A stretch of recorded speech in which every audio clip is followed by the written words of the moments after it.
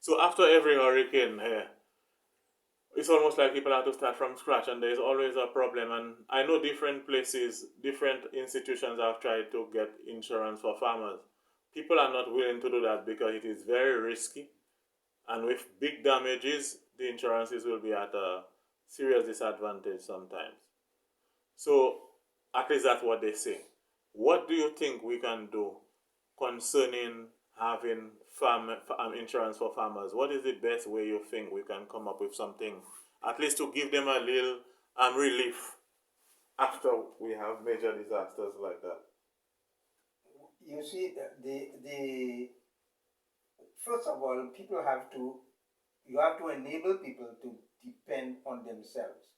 First place you go after any, in an emergency, you have to be able to look at yourself in terms of what is it I can do and how far my resources can take me.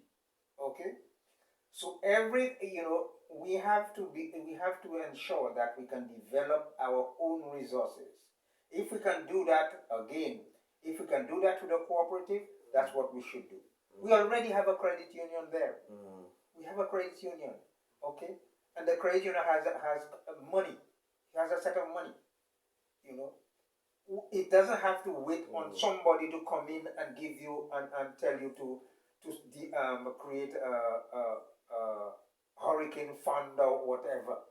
You know, you already, all you have to do is to use the money, use the credit union in a way to encourage people, you know, to save for wet days, and that can be done through an insurance. We can have our own insurance here. We can have our own insurance, or we can simply have a fund out there that says when anytime somebody is in difficulty after after a hurricane or so, and you suffer damages and so on, then we will be in a position to give you that. You can do it by communities, just the same concept as the whole idea of foundation for the same concept. You can apply the same concept. The only thing we have to do, that these some of our people really like to take advantage of our situation. You can dip your finger they will say that they have 50,000, thing. But you are from the community, you can easily check these things out. You can check these things out. You don't have this amount of damage that you're talking about. So your damage, all the thing of your damage is only about $20 or whatever, $200 or $300 or $500.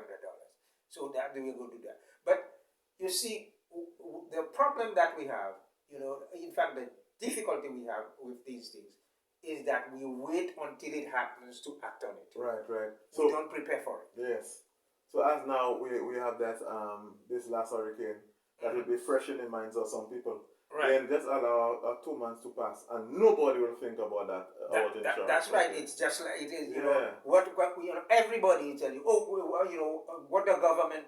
What the government is not doing anything. The government is not doing it. This is okay. It is the responsibility of the government to assist.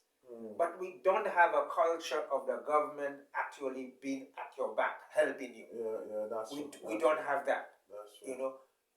And that may be because we never create our own. Because we should, if we have a functional, society or cooperative or anything, where farmers are, are planning, and they have their meetings, they look at their capacity, they build their own capacity, they have their own resources, and so on and so on. When something like that happens, we know that we can do a quick evaluation of what it is, what we need. Okay, a quick assessment of what we need. That our damage for our farmers, our members, $50,000. Then we might probably have the $50,000 there. We distribute it and sell the government. It costs us $50,000. What can you contribute? And the government comes in, and we replace that amount of money that we spend. But you see, when things are not organized, it's haphazard. That happens to that person. They run to the government, Ministry of Agriculture. Oh, we need fertilizer, we need this, we need that. All right. The other one comes in, and it really does not work.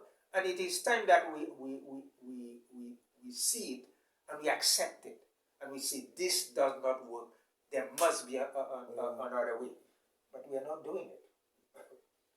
We are not. I don't know what. Why is it so difficult to do? But we don't do it, and then but like magic, you know, we believe it, or we have to wait for the Taiwanese to tell us what to do. What to do. What crop to plant. What crop to plant. And the magic, that's nonsense. Well, it's a joke, eh? It's a joke. It's really funny. It's almost like the whole thing is like you're watching a circus. Yeah. And even when you look at, it is almost like some of the when you look at the House of Assembly, it is almost like they do not think much of the populace. The kind of argument they bring, what they say, it is almost like they do not think much of those people that they represent. Because as if you have a level of intellectual development where they have to go too far down to reach you. Yes. And so they have to talk the language that you're talking about. So if you ridicule them in your you don't understand it anyway. You know, one of the most frustrating thing for me is when you listen to the debate, and it's like when a minister is trying to make a point, which he thinks like he wants everybody to hear, he almost like always say it in Creole. Right. As if like the people do not understand English at all. Right. So he wants everybody to understand, and the only way you can do that is by speaking Creole. Right. And it looked like people from the rural areas, they tend to love that. And sometimes what they're saying is not any life-changing thing, ordinary thing, nothing important. But you have to make it your business to say it in Creole as if people don't understand. Only people can understand Creole. They may not be able to speak English. But they can understand English very well. You understand? But they're making it a point as if like they're granting somebody a favor by saying it in Creole. Man, that I just cannot take it when I hear that foolishness. I just cannot take it. Reinforcing the class thing. But when in America, when there's election time, they say that, and they call it the silly season. But here, to me, it is worse than silly season. We always in that season. Now we always in that season, and it is a really idiotic season. Seriously, the little kind of things, little fellas on the block, who they are the ones that are. It's almost like the tail is wagging the dog. Fellas that making somebody comes to the minister for some help for something. And the ordinary guy on the street, just because he's a strong supporter, he'll tell the guy, don't give them help, don't give them. They're from that other party, don't help them. And if the minister then feels like he's obligated to listen to these guys, because if not, he'll lose their support.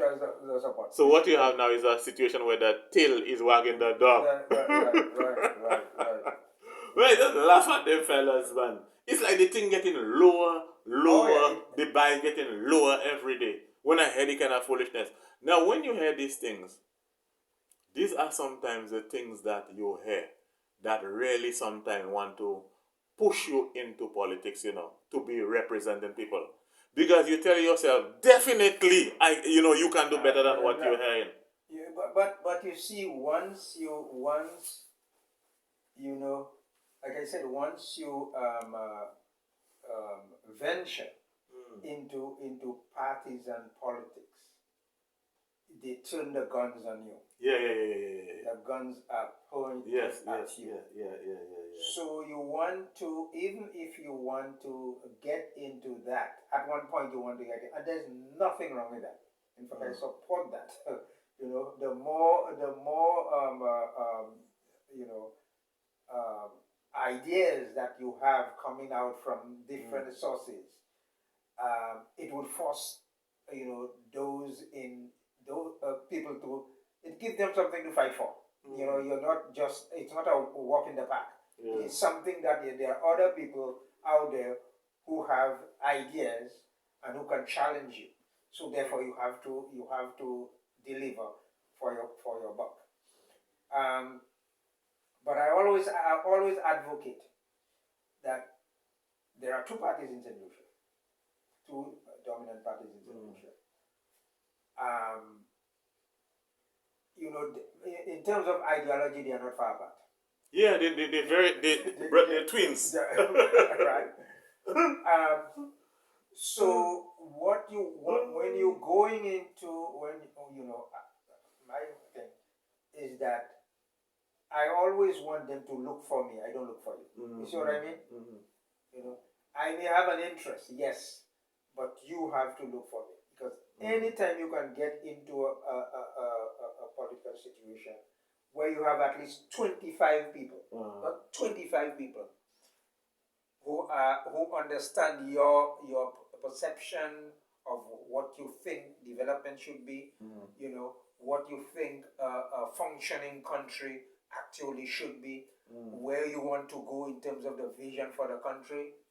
You have 25 area supporters who understand where you want to go. The other any of one of the parties will be looking for you.